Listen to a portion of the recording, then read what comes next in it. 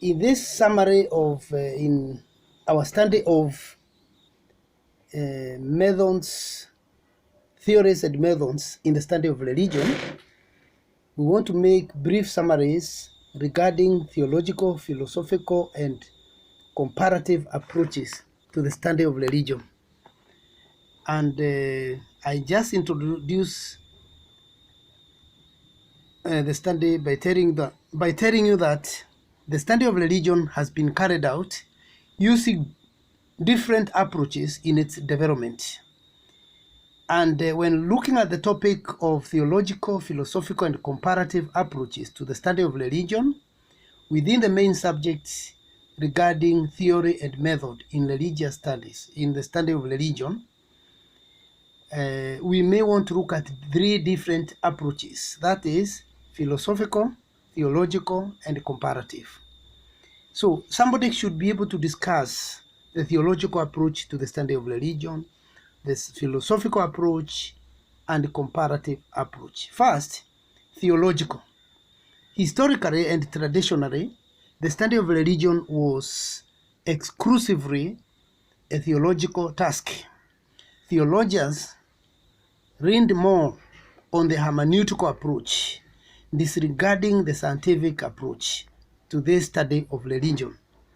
In their quest, they searched for supernatural as a focus of the study within their particular belief system. Now, the theological approach to this study of religion as a scientific discipline started from the second half of the 19th century. I've told you severally that after the Industrial Revolution that took place at the end of 17th century, so many people started studying religion from scientific and academic ways, trying to understand it. But by 19th century, the second half of the 19th century, the theological approach to the study of religion as a scientific discipline now began more or less officially. However, down the centuries, some theologians had taken advantage of the development of philosophy and used critical reflection on their theological content. During the Enlightenment, some theologians embarked on reworking the intellectual understanding of religion and started embracing the study of religion as an object of consideration for philosophers and scientists. A theological approach studies religion, seeking to understand its meaning to the believers within its own terms and how that system works as a rational worldview to those within it. Now, it also looks at the behaviors and beliefs of a particular society using some form of scientific methodology. Those who have promoted this scientific approach include scholars like Timothy Fitzgerald, 2000, Tomoko Mazuzawa, 2005, and Tara Ezard in his 1993 publication. Now, the foundation of this approach, the foundation of this theological approach had been laid by such scholars such as Mikia Eriande, who lived between 1907 to 1986. And another one is Frank Waring, who wrote in the year 1999. So this theological approach to the study of religion is relatively new. You see, most people may just want to compare religions and just say we have theologized, which is not true. The deeper thinking, the deeper philosophizing of religion, that is theologizing, that has something to do with theologizing because we employ reason, deep reasoning. Now, officially, as I've told you, came up in the second half of the 19th century. That is the late 1800. That is the second half of the 19th century. Now, concerning philosophical approach to the study of religion, of course, other details are available. You can see on your screen that you can go on and build further and further. So I was talking about the second approach, the philosophical approach. Philosophy is a discipline that permits or influences all other sciences. We said somewhere that philosophy is the mother and father of education, that everything starts in philosophy and then it sprouts up like a good seed, like a good crop, on and on to a very huge academic tree that obtains to date. And some may argue that it took root fully, not necessarily through the pre-Socrates or those who were there before Socrates, but during the Socratic movement, when he began what is referred to as by educated people or academic-minded people as Socratic reasoning, where you ask so many questions: when, what, how, and why is this going on? Why is it not happening? And that in itself gave birth to so many social and physical sciences that we see today. So Socratic questioning has a lot to do with religion. So when we talk about philosophical approach to the study of religion, we cannot forget Socrates. Though we shall say that historically, the age of enlightenment, the age when people started saying we are enlightened, tumechanuka, that is the 18th century Europe, brought about a new way of looking at reality of the natural world, of human nature, of society, and of religion. In other words, the post-industrial revolution brought about a lot of enlightenment, particularly in continental Europe. And of course, it trickled to the rest of the world as we know it today. The so-called modern world is indebted or is beholden to the industrial revolution, the resultant enlightenment period. And of course, there are a lot of challenges with the enlightenment period because reason became stronger than faith. People reasoned more than they believed.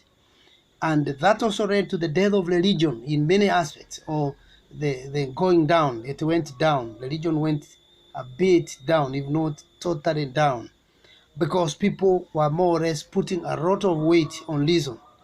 Now, scholars questioned the origin and character of religion and critiqued the very foundation of organized religion.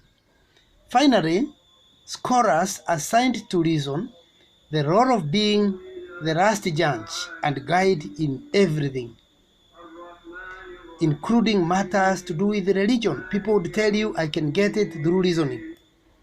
If now planes can flow across, ships could flow across the seas, speedboats, engine boats, because the aftermath of industrial revolution had many breakthroughs in science, then reason is more important, as some argued that time, than faith. People started questioning biblical accounts. For example, the creation stories, which could not stand the test of reason. The discoveries of Copernicus, Galileo, Isaac Newton's laws of gravitation, which demonstrated that the earth was not the center of the universe, but revolves around the sun. This resulted to an attack on religion in the Western society. However, down the ages, philosophers have come up with various theories in the defense of religion. The discipline observed the basis, the techniques, and the point of departure between philosophy and religion. Philosophy of religion sought to understand and evaluate the metaphysical, the ethical, and epistemological beliefs of religion. Now, when we talk about epistemological, it is all about the study, Epistemology is a study of knowledge and or the content therein. Ethical is about morals. Metaphysical is about beliefs or things you can't physically touch, hence metaphysical, things that cannot be physically touched. So now this post-industrial revolution could see now the examination of the metaphysical, the ethical, the epistemological beliefs of religion. They examine such concepts as the existence of God. They now started examining concepts such as existence of God, that He is good, that God is a creator, that God is transcendent. That now came to be examined more or less in a more organized, you may say, in a more scientific way. Now, the philosopher looks at religious beliefs as an epistemologist. That is where an epistemologist, philosopher, looks at such things that the world of touch, the world of physics could not do, and the world of metaphysics now came up and could also address such issues philosophically. Thus, philosophy of religion is the epistemological, ethical, philosophical, metaphysical, and logical investigation onto the grounds and the functions of religious faith. Now moving on, looking at the comparative approach, the term comparative religion broadly signifies the study of all traditions and forms of religious life as distinguished from the study of all exposition of just one. Comparative religion is the disciplined, historically informed consideration of commonalities and differences among religions. So comparison is a fundamental activity, and it's also a mental activity, and it's very fundamental. That is grouping some things together under a common class or pattern, but also noticing how the examples vary in relation to each other. It is on the basis of comparison that generalizations, interpretations, and theories are formed. In the latter part of the 20th century, the notion of interfaith dialogue gained some currency, featuring listening stance to one other religions and not merely a prejudging position that stereotypes other people. One great scholar, of course there are two, but let me talk of one, Cantwell Smith, emphasized that the comparative study of religion needed to describe the living qualities and the values of other people's faith in a way that those persons themselves would be able to recognize. In other words, Cantwell Smith was trying to say that don't be stereotypical, don't be dismissive. Of course, the missionaries coming to Africa were overly dismissive of what African religiosity was all about. In fact, they said it isn't there at all. But Cantwell Smith says, listen to every religion. Let them speak more than you speaking for them. Let everybody stand up.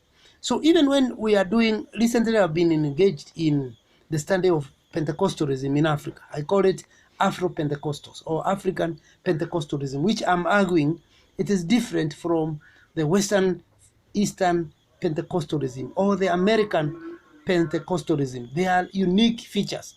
They have what I'm calling mercurial characteristics. Now, when I'm doing the study of Afro-Pentecostalism and their uniqueness, some even employ polygamy, allow polygamy, where there is childlessness. Some allow women leaders. Some say no leadership to women leaders. Of course, that's mercurial characteristic because there is lack of consistency in some areas.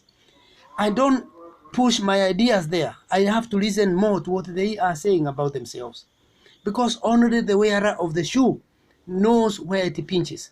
Now, the temptation among our some scholars is to give their views before they listen to the people who are being studied.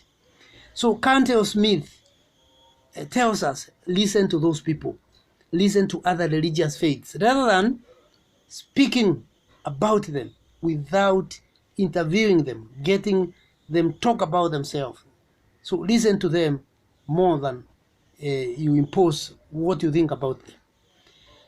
Otherwise, it is an injustice. It's a human rights violation to push somebody and push him in a corner that is only known to you who is describing him. It is the other story of a hunter, describing the story of a lion in a very biased way.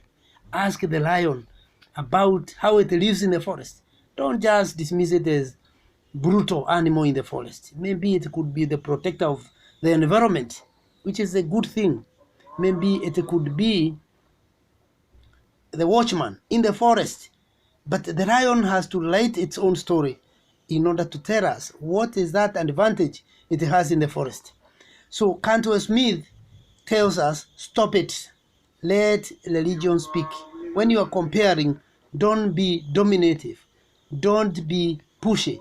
Don't impose or put ones and push it through down the throats of the people you are writing about. Listen to all religions. That is comparative approach to religion, where you listen as you compare with another one, but you listen to all of them. Another scholar here, I've underlined there on your screen, Max Muller, who is sometimes regarded as the father of comparative religion, who advocated for the comparative approach to the study of religion. He applied to religion what Johann Goethe said of language, that he who knows one knows none. He who knows one knows none. In other words, he is saying, you who claim to know other religions, you may know nothing. Because religion is a complex matter. You need to study it, not becoming very judgmental and pushing your ideas to other people. So comparative study of religion does not classify religion as a major and minor or true and false. It requires people to read closely, think deeply, write cogently, and above all, analyze carefully the important role that religion plays in the lives of cultural actors across the globe. Max Muller was a philologist who declared his commitment and vigor for the establishment of a discipline for scientific study of religion. His theories of religion stood on the backbone of his studies in language. The evolution of language and its phonetic corruption over time was seen as a parallel process to that through which religion became increasingly corrupted over time. He coined the term science of religion, and used a German term he called it Religionswissenschaft, and applied comparative study of myth and ritual to the systematic study of religion. Max Muller also viewed all world religious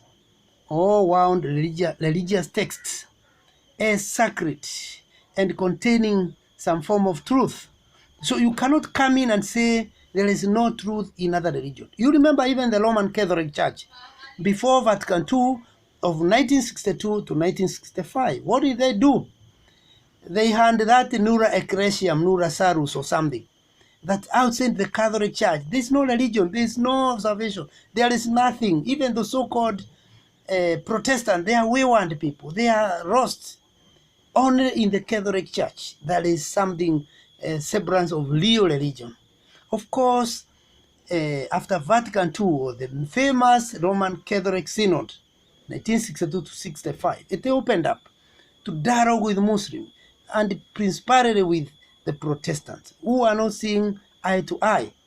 Now, even Muslims, Shia and Sunni, they listen to one another, but you could see the Roman Catholic Church would not listen to Protestant before 1962 to 65. That was an error. because all forms of religion, listen to them. You never know, they may have a lot of truth in what they say.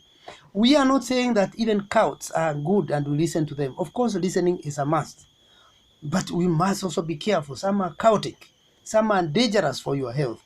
Professor Wole Soyinka used to say, or says, wherever he is, that be careful for your health. Saints are very dangerous for your health. Be careful. Saints are very dangerous. Some of these cultic groups look saintly, but they are dangerous for our coexistence in Africa. Some even tell their own to kill one another to see God. Some even have practices that goes against the golden rule of religion. So we must be comparativist and be able to see how that shapes up. The other one to look at is anthropological approach to the study of religion. Let me say that anthropologists are students of humanity. So anthropology is all about the study of humans. It is more or less anthropos, man, study of man. But in a gender-inclusive society, where we have inclusivity, we talk about the study of humanity, not study of man as we used to do in the past. The 21st century has found people who are gender inclusive.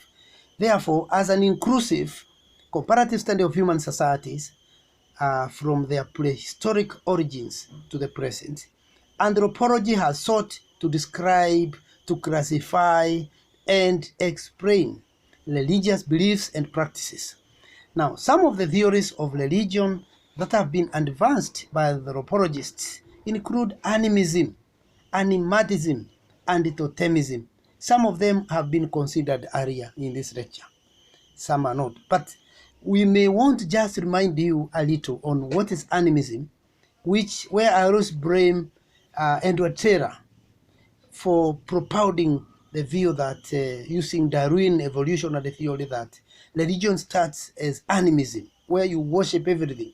You believe everything has spirit, has life. Whether it's a dead tree, dead table, dead wood, it has spirit, which is a lie because that's true definition for animism, but he made a mistake when Edward B. Taylor, this British anthropologist, when he said African religion is still animistic.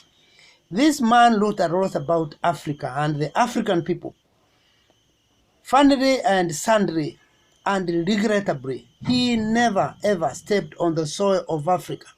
He never stepped on the soil of Africa. Yet he wrote a lot about Africa and called us animists and equated us very close to those apes there in Congo forest without having stepped here.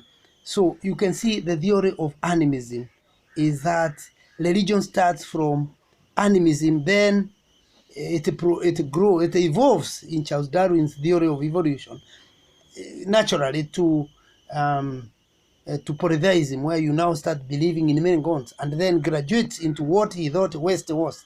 Taylor thought the West was in the 18th century and 19th century. It was monotheistic. But now John Beat tells us Africans have never been animistic or believing in everything, that everything has spirit. Even saying ancestor worship, no African religion ever worshipped ancestors. It is not only ancestral veneration. It's more or less respecting the ancestors. You can see some people paying libation or pouring sometimes venerating ancestors by pouring what they are eating, a bit of what they are eating down, and as a sign of honor or venerative approach. Okay, moving to the other one, the second one, animatism. The term animatism was first coined by Robert Marett to refer to the belief in an impersonal power or force that can be controlled to an extent, but it is not part of the supernatural beings. This impersonal force that exists in the universe and could reside in people, in animals, in plants, and in objects is called mana. It is not physical but can be seen by its physical effects in the world. It is an all-pervading, invisible power or influence that operates in unintelligible ways or appears in natural objects of striking character. People attribute success to the possession of manna, which individuals could acquire in different ways. It is believed that rulers and nobles have more manna than ordinary people. As per this theory, contact between the chief and ordinary person is dangerous because manna could work like an electric shock. Ordinary people thus could not bear as much sacred current as royal people, and hence there arose rites to purify the exposed individuals out of necessity. Manna is believed to be rather to determine success in all human endeavors, be it hunting, be it farming, be it during battle or war times, among others. And it can be shown by use of amulets. So you can see it was first coined by Animatism by this guy to talk about manna. It was meant to refer to the belief in an impersonal power or force that can be controlled to an extent, but is not part of the supernatural beings. Okay? And this power of manna can also reside in peoples, in animals, in plants, all that. That is also a theory in religion. The other one is Totemism that we have mentioned. I repeat that Totemism is an aspect of religious belief centered upon the veneration of sacred objects called totems. And now, a totem is either an animal or plant that represents a group of people like a clan. A totem could also be the worship or special treatment of an animal, plant, or other object, natural or supernatural, which provides symbolic meaning for a person or social group. In some cases, totems may imbue a person with a feeling of power and energy. In other cases, a variety of totems may include a person with a feeling of power and energy. In other cases, a variety of totems can serve to demonstrate particular groups or clans subsumed within larger ethnic groups or tribes. A totem helps to explain the mythical genesis of the clan while strengthening clan identity and solidarity, and as such, killing, eating, and even touching a totem is often considered taboo. So you hear now the dimension of taboo. Now, to many people, you hear about people talking about Omieri, a certain kind of snake in Western Kenya, where people see it, there's good luck. There are those who see a mouse pass and they say, today we are lucky, we are fine, things will work out. That is totemic.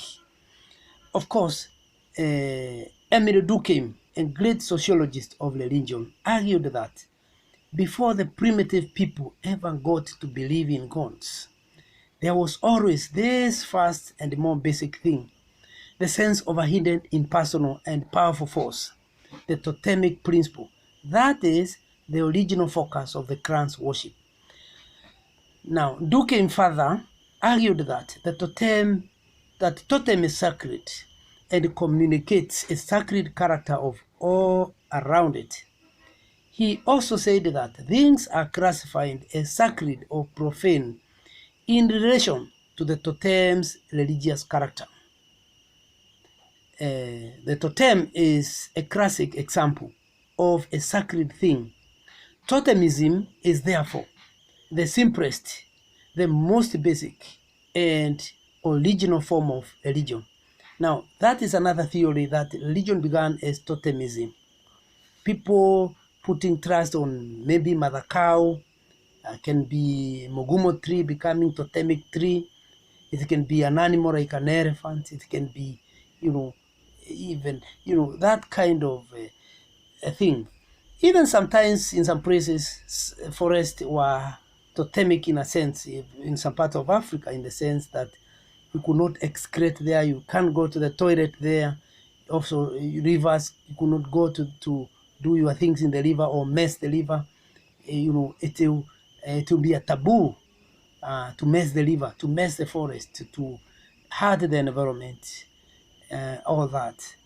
But you can think of those who see the cow as the cow is totemic. You can't even eat its meat. How can you eat the meat of the mother cow? There are those people who come up with various schools of thought regarding that. Let me rush now to psychological approach to the study of religion. Now, concerning now the study, the psychological approach, the primary focus of psychological approach to religion is to find out the way in which religion operates in the mind of the individual. All psychological theories of religion agree on one thing: whatever be it its origins or purpose, whatever it is, be it its belief or rituals, religion can serve to satisfy psychological needs common to all people. So most psychological theories emphasize emotional aspect of religion. We may study, I've given you 3 scholars who have propounded psychological theories of religion, namely William James, Sigmund Freud, and Erich Fromm. So you can see them. These are the characters. So in such a situation, when looking at psychological theory of religion, you need to understand these 3 people. William James' psychological theory of religion, Sigmund Freud's psychological theory of religion, Erich Fromm's psychological theory of religion, and so on and so forth. Now, taking the case of William James, he did not make any comment about whether the divine exists, and he does not suggest that religion has a single source in the human psyche. Religion is not uniquely found in one or other way of understanding, theological, sociological, or psychological. So James is different from theologians, sociologists, and psychologists who claim religion is comprehensively explained from their exclusive vantage point as a discipline. James thinks that religion has a function in making aspects of life which are intolerable tolerable. It is clear that people often rely on religion to help them face the challenges of suffering, the challenges of illness, the challenges of loss, the challenges of death.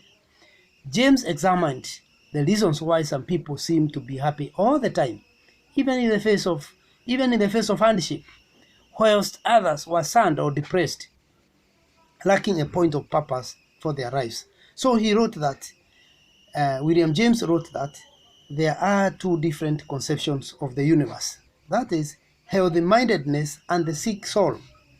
Okay? We can go on and say that he noted that healthy-mindedness is characterized by joy, optimism, cheerfulness, and inability to feel evil. The healthy-mindedness is exemplified by the once born person who tend to feel at one with the world and with the divine, and take the view that if the world is good, then as part of the world, they must be good also. James said the person with the sick soul possesses undivided self. He maximizes thought of evil and ignores the existence of good. For such people, the world now looks remote. The world looks strange, sinister, and weird.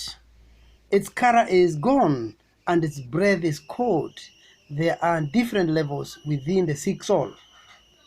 Some feel a loss of love for nature, then environment, or the world, because they see it as an outweighed by the problems of evil. Others feel despair, anguish, and complete lack of joy. So on and on, James talked about the psychological view of religion. Now, Sigmund Freud, who differed with the student Carl Jung or Carl Jung. So Sigmund Freud, others call him Sigmund Freud, but it should be Freud. Sigmund Freud trying to explain how we are influenced by the past events and by things outside our conscious mind. According to him, people experience conflicts between what they desire to do, that is, our id, and the social control over our desires, represented by the superego. These conflicts are resolved to a greater or lesser degree by the ego. Religion, in Freud's view, was simply a poor attempt to resolve the needs that often go under in human relationships. Freud thought that religion springs from the unresolved Oedipus complex, the body's sexual love for the mother and simultaneously fear and hate for the father. As a result, in the unconscious realm of the body's mind, the feared father becomes the feared God. It is a guilt feeling of the people who cannot accept their desires and hatred that lead them to postulate and to fear a God somewhere, a God, according to Freud. Freud viewed religion as originating in the child's relationship to the father. Hence, in many cultures, God is viewed as a heavenly father. In this way, religion reflects the attempt to fulfill our wishes, and thus it remains an illusion. And that point of dismissing religion as imagination or illusion made the student Carl Jung to tell him, "My teacher, you are wrong. Religion is a reality. It is real. It's not just postulating. It's not about thinking things that are not there." The other character is Erich Fromm. According to Fromm, religion is any system of thought and action shared by a group which gives the individual a frame of orientation and an object of devotion. With this definition of religion, Fromm contends that secular systems such as fascism, authoritarianism, and other different kinds of idealisms deserve the name religion. In other words, for him, even some political fanaticism has a religion. Fascism has a religion. Authoritarianism has a religion. Communism had some religion, whether they didn't confess it, whether they said they were atheists. Erich Fromm shows the religious spirit in the secular systems that always emerge. How do you knit them together psychologically? According to Erich Fromm, he kind of creates an impression that religion has to be there as a group to tie these ideals, beliefs, and movement together. That's why there's a lot of singing in political platforms to theologize and sometimes philosophize the crowd, and to bring in deep religiosity that is well reasoned, and people feel like it's not well reasoned, but it looks as if it is well reasoned. So according to Erich Fromm, in his psychological perspective of religion, there is no human being who does not have a religious need, whether you confess it or not. Like Freud, who was an atheist, there's still a religious need in him. You can't escape it. Almost every human sector reflects religious need and its fulfillment. For example, Fromm sees a kind of totemism in a person whose devotion is to the state or her political party. There is something totemic when you love your political party, you are independent, you are Democrats, you are Republican, all that, and a religion of cleanliness among some people. So there is always there is a kind of totemism in a person whose devotion is to something. When you believe in something very strongly, there is a sense in which religion pushes it. It's there with you unconsciously. You admit it or not, there is religion in that, psychologically speaking. Thus, religious experiences are not unusual or extraordinary in everyday human life. Of course, in the case of John Beatty saying Africans are notoriously religious. Whatever they do, there is religion. Whether they are politicking, teaching, working, doing exams, they go with their religion in the compounds, in the far afield, in everyday endeavors. Fromm identified two types of religious experience, namely authoritarian religious experience and humanistic religious experience. The former presupposes the existence of a higher power which takes control over a human being. The most crucial element in the authoritarian religious experience is a surrender to this transcending power. This surrender is often accompanied by a feeling of one's misery and at the same time a feeling of being protected. By surrendering to a transcendent being, one loses one's independence and integrity. That's where he starts now going wrong when he says that surrendering to a deity is losing your autonomy, is losing your integrity and all that. But you can see he's trying to show the power, the psychological power of religion. That's what Fromm takes us. Now, looking at postmodern approach to the study of religion, we note something. I said we are just summarizing. We can't go to the details within the remaining 4 minutes. Postmodern is a late 20th century movement characterized by a broad skepticism. Skepticism is not about doubting or, having some questions therein. Postmodernists argue that people no longer see knowledge and truth as absolutes. People understand that there are no right answers. Instead, in the postmodern world, and therefore postmodern approach to the study of religion, is people are turning to relativism. That is the notion that there are many ways of looking at a problem, all of which have some validity. So, looking at postmodern approach to the study of religion is appreciating our social relativism. Of course, sociology and philosophy talks about relativism. Sociology will go on to say there is cultural relativism, which should be the concept that we should employ when dealing with the people from other nations, other cultures outside our own, because we shall appreciate them rather than condemn them. We shall love them because they don't look like us, but we shall appreciate. We don't have to be the same. We don't have to be brown or black or white or pink or yellow in looks. We don't have to speak English. Some will speak German, some will speak African languages. Even within English, there are those whose accents are different from ours. The Indian accent, South African accent, the American accent, the British accent, some African accent, especially Nigeria, Uganda, Kenya. We should, if we are cultural, if we are relativistic, we should appreciate them rather than condemn them and force them to be like us. And forcing them to be like us, to look civilized, is what we call ethnocentrism. But when we are not ethnocentric, then we are relativistic, or we appreciate other people. So postmodern approach is relativistic. It's also comparativistic, because we want to compare broadly rather than condemn broadly. We compare more and we learn from others. Critical scholars in this line, I just mentioned them, is Jacques Derrida, Meridare, and Rosemary Radford Luther. These two ladies have written a lot on this postmodern approach, where we appreciate other people, other religious creeds. We listen to them rather than condemn them.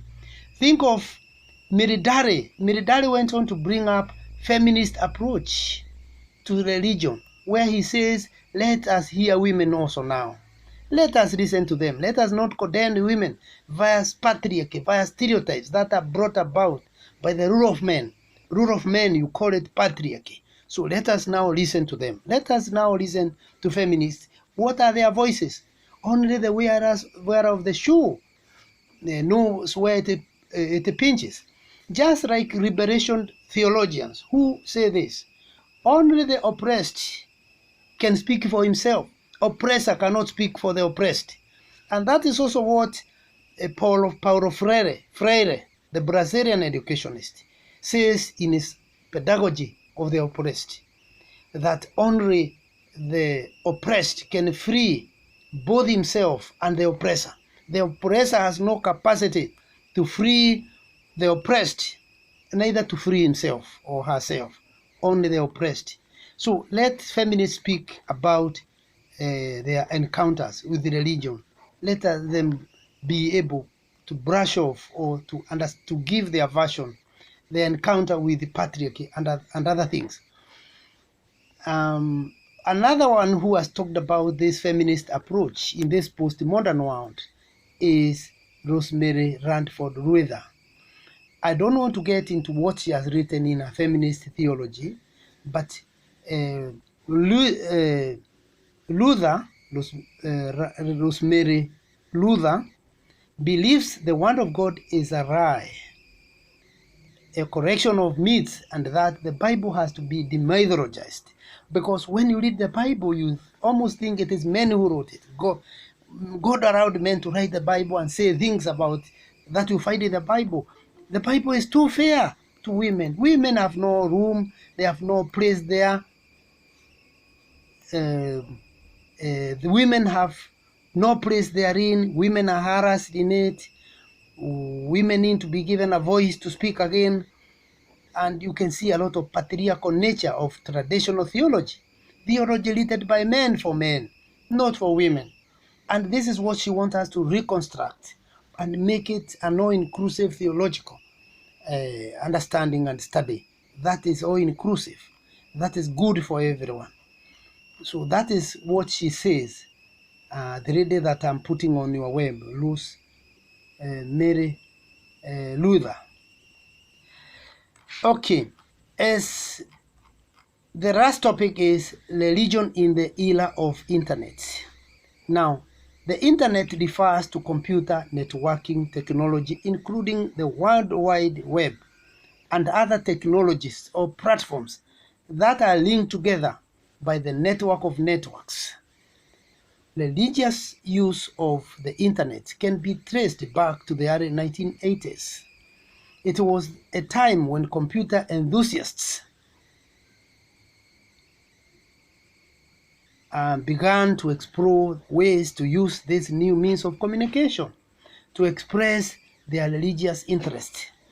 In mid-1990s, the internet began to catch the attention of researchers and religious practitioners. Computer-mediated communication, that is CMC, researchers investigating religion online attempting to describe the internet as a new realm in which to experience the spiritual dimensions of life. So the question we ask when we talk about religion and the era of internet is internet killing religion or aiding religious growth? What is happening? Let us know. Let us know. Let us know whether it is killing. What is killing the other? Yeah, what is happening? Is one killing the other? Is one killing the other? What's happening? So you should be able to explain the importance of electronic religion because they are there. People have formed churches and Islamic teachings can be taught through the web. They are taught. Why are there people now saying we don't go to the religious houses like mosques and churches because we have our pastors, our imams, our sheikhs in the web? Is that killing religion? Talk about virtual communities of faith. How are they formed? Show us how the effects of the internet on religion are. Are they dangerous? Let us now hear from you. All these, the importance of electronic religion. Let us see it. Let us see it. Some going to preach using their phone because they have put bundles there. And they'll speak, they'll read the Bible from there. Anything wrong with that? What are the positive aspects of it? What are these virtual communities of faith? What are they? Could they be having problems? Can something be done about it? Is there any danger inherent in that? is what are these effects of internet on religion? We need to see all these, the cyberspace, this meeting in the cyberspace, this Google Meet, this worship and praying of music there, these discussions there, online religious groups that facilitate interactions with the believers in any problem with it. In the era of COVID-19 pandemic, which has forced religious congregations to stay at home after the doors have been closed to their churches, to their synagogues, to their temples, to their, to their gadwalas. What more can internet do? What hasn't it done? Or how should it be improved? We have heard people complaining of pornography, that children are being messed by the same internet. So what should we do about this? We can't have Holy Eucharist via web. You cannot baptize for those who are Christian via the web.